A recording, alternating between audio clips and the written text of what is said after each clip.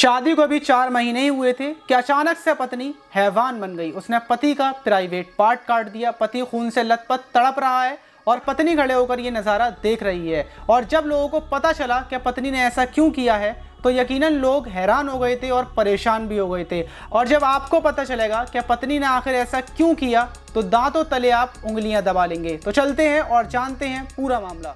तो बात कर रहे हैं उत्तर प्रदेश के कुशीनगर की। वहां पर रहने वाला सूरज, उसका रिश्ता बिहार के गोपालगंज से किया जाता है। लड़की का नाम झांसी होता है। जब झांसी की फ़ोटो सूरज को दिखाई जाती है तो सूरज को लड़की यकीनन पसंद आ जाती है और सूरज के घरवालों को लग रहा था कि वो उनकी बहू नहीं, उनकी बेटी बनकर आ रही है।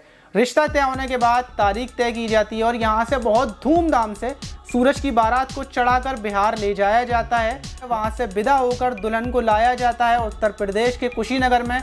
पूरी फैमिली के साथ झांसी यहाँ पर रह रही थी और शादी के बाद झांसी को यहाँ पर 2 महीने हो चुके थे, लेकिन झांसी अपने रूम से बहुत कम बाहर निकला करती थी।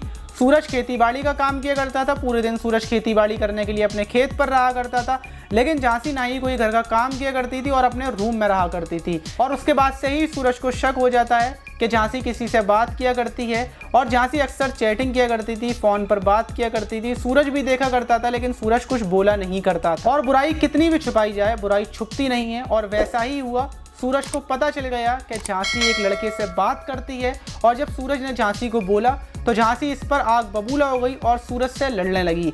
और लड़ाई इतनी बढ़ गई कि झांसी बोलती है कि मैं छोड़कर अपने मायके जा रही हूँ। और झांसी ने सामान पैक किया और वो मायके चली गई। सूरज अकेला रह गया था। लगभग सूरज 1 हफ्ते से रह रहा था अपने घर पर। फिर जब घर वालों ने बोला कि आकर ले जाओ, हम समझाएंगे, हम बात करवाएंगे, उसके बाद सूरज यहाँ से निकला और बिहार पहुँचा। वहाँ पर पहुँचने के बाद उसने झांसी को समझाया, बातचीत की, लेकिन उसके बावजूद झांसी उसके ऊपर आग बबूला हो रही थी क्योंकि झांसी को सूरज के साथ रहना नहीं था।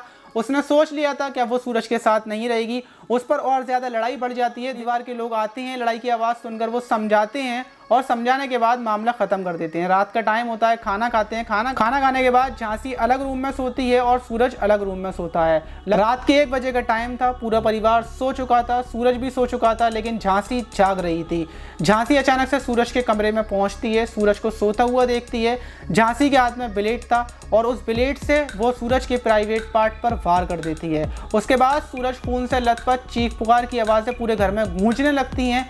परिवार के लोग चीखों की आवाज़ सुनकर आते हैं और वो देखते हैं सूरज बेड पर खून से लथपथ तड़प रहा है। सूरज को उठाकर हॉस्पिटल ले जाया जाता है, इलाज चल रहा है फिलहाल में। और जब ये घटना की जानकारी सूरज की फैमिली को हुई तो सूरज के घर में कोहराम मच गया। और यकीनन सूरज ने भी नहीं सोचा होगा कि उसके साथ ऐसा भी हो सकता है। वो अपनी पत्नी को लेने मायके जाएगा और उसके साथ इतना बड़ा हादसा, इतनी बड़ी घटना और इतना सब कुछ हो जाएगा। अब आपको क्या लगता है कमेंट बॉक्स में ज़रूर बताइएगा। आज के टाइम में किसके दिमाग में क्या चल रहा है कोई अंदाज़ा नहीं लगा सकता और किसके साथ क्या होने वाला है उस चीज़ का भी कोई अंदाज़ा नहीं लगाया जा सकता। वीडियो अच्छा लगा हो तो वीडियो को लाइक, चैनल को सब्सक्राइब करना ना भूलें। मिलते हैं किसी और